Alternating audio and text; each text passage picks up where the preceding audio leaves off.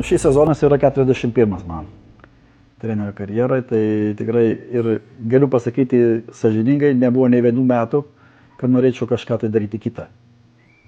Tai manau, kad man pasisekė su šitą profesiją, jaučiuosi, kad esu ten, kur norėčiau būti. Aš pats esu kilęs iš Biržų, iš nedidelio miestelio, kur buvo tikrai labai geros ir gražios tradicijos, jos iki šiol dar yra išlikę. Bet pabaigęs mokyklą ir Lietuvos valstybinį kūno kultūros institutą, trenerio kelią pradėjau Vilniuje. Kas mane paskatino atvykti į Vilnių, turbūt šeiminė situacija. Mano žmona gavo paskyrimą į Vilnių, aš taip pat tada ieškojau tos darbo vietos Vilniuje ir atvykau į Vilniaus krepšinio mokyklą 1984 metais ir nuo tų metų iki šiol lieku vis vilnietis. Su kai kuriom pertraukom, kai teko išvykti truputėlį į užsienį darbuotis su vyrų komandomis. O šiaip visas mano vaikų krepšinis yra surištas su Vilniaus miestu, su Vilniaus krepšinio mokykla, po to su Šarūno Marčiulionio krepšinio mokykla ir akademija ir dabartiniu metu tai su Sostinės krepšinio mokykla. Tikrai galiu išskirti 3 komandas. Galiu išskirti 3 komandas, kurios pasiekė labai didelių rezultatų, su kuriomis buvo be galo malonu dirbti.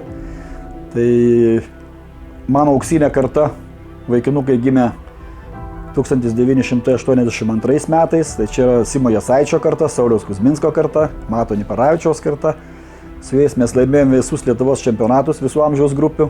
Su jais man teko dalyvauti Europos čempionate kaip rinktinės vyrtreneriui. Tai pati gražiausia istorijos, pati gražiausia puslapį sukūriau turbūt su šita komanda. Po to kita komanda jau buvo Sostinės krepšinio mokykloje. Tai mano Gorilų komanda, vaikinukai gimė 2004 metais. Mes su jais tapome Lietuvos čempionas 3 kartus iš eilės. Ir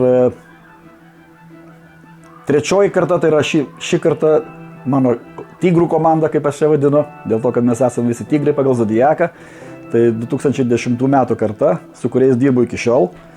Ir dabar jau jie yra 8-okai ir aš tikiuosi, kad šita komanda, ko gero, gali būti vaikų krepšinė man paskutinė. Tai stengiuosi atiduoti visas jėgas savo, visas žinias savo šitiem vaikam ir su jais pasiekti, vėlgi sieksime maksimalių tikslų. Taip, tai linksmų istorija aišku yra nemažai, bet norėčiau išskirti galbūt tos žaidėjus, kurie kažką daugiau pasiekė, kurie buvo daugiau žinomi krepšinio visuomenėje, galbūt kažkurie, kurie žaidė Lietuvos rinktinėje ir tikrai aš turiu kuo pasidžiaugti.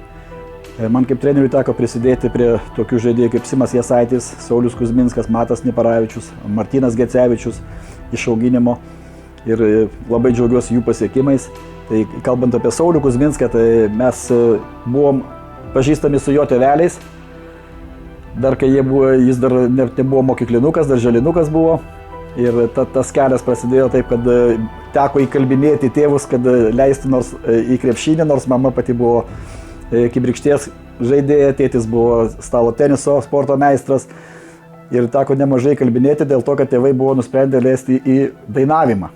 Tai Saulis buvo iš pradžių dainininkas, dainavo chore, bet po kiek laiko vis tiek teko prikalbinti ir pavyko prikalbinti jį ir jisai pasirinko krepšinio kelią ir dabar iki šiol yra šitam krepšinėje.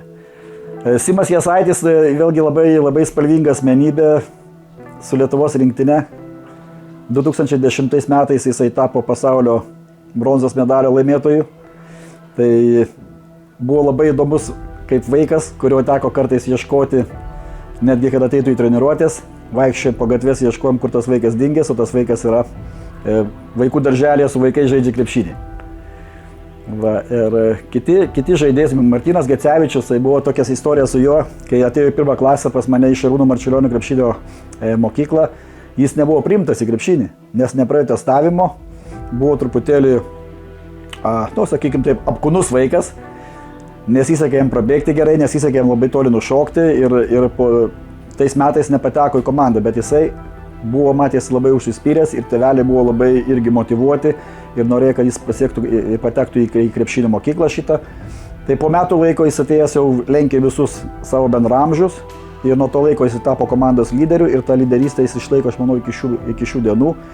Ir jau būdamas gan solidaus amžiaus kaip krepšininkas, jis dar rodo labai gerus metimus. Būdamas snaiperiu, tai jisai tempė komandą ir tai šiandien skaičiau, kaip tik spaudoju, kad jis ištraukė savo komandą NKL varžybose. Tai tikrai labai smagu ir labai džiaugiuosi. Apie kainą reikėtų kalbėti taip, šitą kainą galbūt mes patys treneriai negalime įvertinti. Šitą kainą gali pasakyti mūsų šeima. Kiek jie neteko tėvo ar vyro savo šeimoje, kiek laiko jisai praleido su vaikais, kurie yra ne jo šeimos vaikai, bet jie tampa kaip ir šeimos vaikais. Tai manau, kad kaina yra didžiulė. Nemažai trenerių žinau, kad tikrai nesusiklosti geras gyvenimas šeimose, todėl kad šeimos negalėdavo pakelti tokių trenerių nebuvimo namuose. Man dėja šį kartą galiu pasakyti, kad man pasisekė ir mano šeima išsilaikė sėkmingai ir mano vaikai užaugo. Ačiū mano žmonai Danguolei už tai, nes jinai užaugino mano vaikus. Taip, kad kaina tikrai yra didelė ir treneriams tikrai verta pagalvoti apie tai, ar nori daugiau laiko skirti šeimai, ar nori daugiau laiko skirti savo darbui. Nes kartais karjera pakenkia šeimos gyvenimui.